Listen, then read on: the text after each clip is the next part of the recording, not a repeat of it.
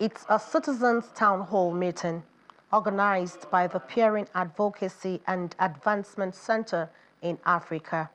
In attendance is the Kano State Commission of Police, religious leaders, traditional leaders, and other stakeholders to foster inclusive dialogue among citizens from varied backgrounds with regards to electoral reforms.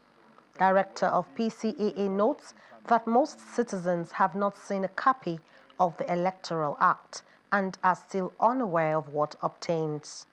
From where we're coming from, we are meeting different stakeholders. This is perhaps the only place where I didn't do raising of hands to show whether you have or not. And it was deliberate because we've come to Kano before and we had a hall filled with about 100 people and less than 8 people had said they had copies, digital or hard copies. So you can then inference from that if, as we continue to travel, the different people that we have in the spaces that we have engaged, 80% of them don't have, up to 90% have no copy, digital or hard copy of electoral copy, have not even engaged the INEC, guidelines, or even the report that they have issued. The Kano State Commission of Police, Hussaini Gumel, believes that such awareness will strengthen Nigeria's electoral process. The police is a lead agency in the provision of security during the election. And definitely a meeting of this nature is to enlighten our officials on those good conduct, best practices, as well as exposing where it went wrong during the first elections so that we can make amends. Definitely, I know at the end of this training session, we will be much better informed and the gaps that exist before will be blocked. Stakeholders call on the government to develop new strategies to strengthen the electoral law.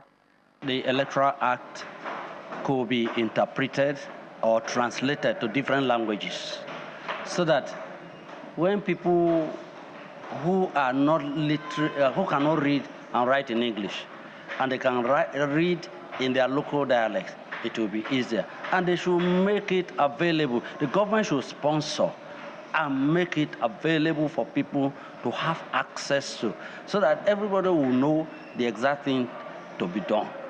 We have many verses and many ahadith on this issue.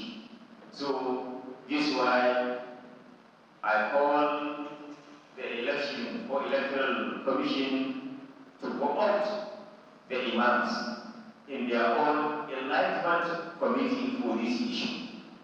We try our best to educate the children, especially to tell them not to go near where violence is and not to be around it, not to be part of it.